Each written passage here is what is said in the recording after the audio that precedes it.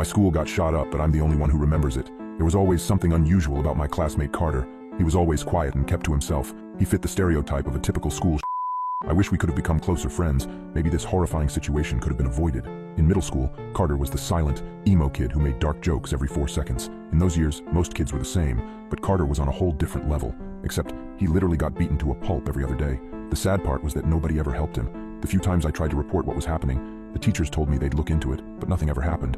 I just never could have expected Carter to go down this horrifying path. I remember the first time he tried to commit. Apparently, he'd been planning it for months and brought a rope to school with him on the excuse that it was for a project. When I saw him leave with his backpack for the bathroom, I got a bad feeling and asked if I could go too. I was the one to talk this kid down from himself on a railing right outside the school's bathroom, and sadly, it wasn't my last time doing so. He tried 3 more times throughout middle school, and I tried to tell people, but nothing came of it. It was as if nobody cared for him in the slightest. Maybe that's why he did what he did. High school only got worse for him after that. I remember on the first day of school after summer break, he gave me a smile in the hall.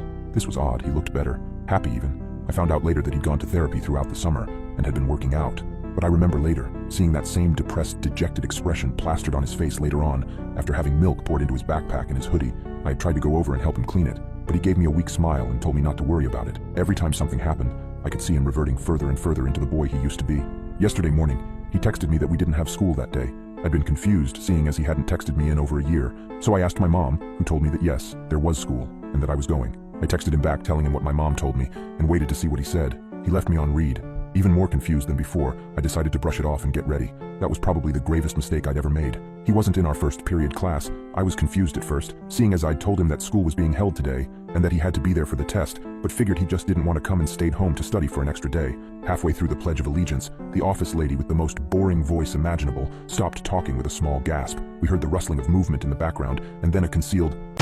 There was a cry of pain, and then another 3. Then ragged, gurgling breathing coming in through the loudspeaker. We, the overtired, overworked, and pessimistic high school students that we were, chuckled at what we thought was just a stupid joke designed to scare us. It was October after all. But after a few more moments, there were a few more shots and a few more screams. We heard the faintest, last-breath-tinged voice of the woman over the loudspeaker one last time. Active shooter, code red, call 911. To say that pandemonium broke out would be an understatement. Mr. Wayne quickly turned off the lights and shoved us all into the corner of the room. We sat there, huddled, while people texted their parents goodbye. I was no different. My dad didn't talk. I think he was at work or something and didn't have time to look at the messages, but I wondered if he watched the live broadcast of the thing. I put my phone in my hoodie the minute I heard a shot from outside our door, and I closed my eyes as if it would make it all go away. Girls were crying beside me, and the other guys in my class were freaking out. But the moment I heard the door to the classroom beside us being kicked in and the screams of students cut off by an eerie calm washed over me, and I stood up, pushing the desks to blockade the door. A couple of other guys and our teacher caught on and helped me out, retreating back to our spot when we finished. The footsteps thumped nearer to our door with each slow, agonizing second.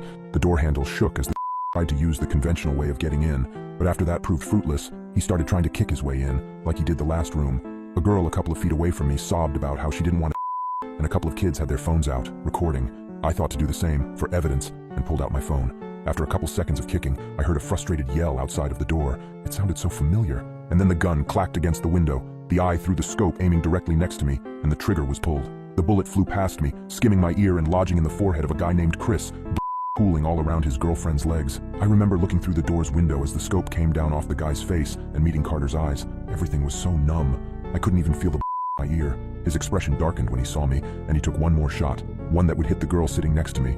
Then he ran to the next classroom. I was frozen. I didn't know how to move, and yet my camera stayed in place, having caught every single moment of the boy's death in his girlfriend's arms, and all of my utter fear the moment I saw Carter. Later, as we were being led outside by the SWAT teams, I took a look around, peering into the classrooms out of sheer morbid curiosity. I regretted looking. It was an absolute teachers, students, where they should be safe. My parents stood outside, holding each other and looking desperately, tearfully for me, their son, to come out, dead or alive, seeing that look of pure relief on their faces the moment they saw me.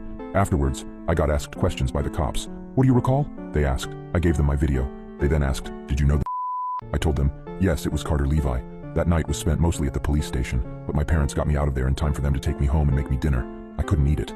The metallic smell of sweat and the primal fear still lingered in my nose and on my skin and in my mind, so I told them that I wasn't hungry and that I needed to shower. The news said that there were 32 casualties. They detained Carter and had him in custody. He would be awaiting trial for a little while at least. After eating a meager dinner of half a piece of fish and water, I said I wanted to go to bed at around 11 o'clock. Seeing as I was one to stay up for as late as I humanly could, my parents were concerned but put it up to the shock. I went to bed with tears in my eyes and fell into a fitful sleep, plagued with dreams of death. The next morning is where things get odd.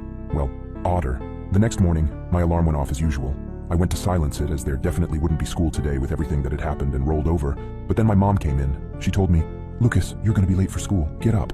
I looked up at her with confusion.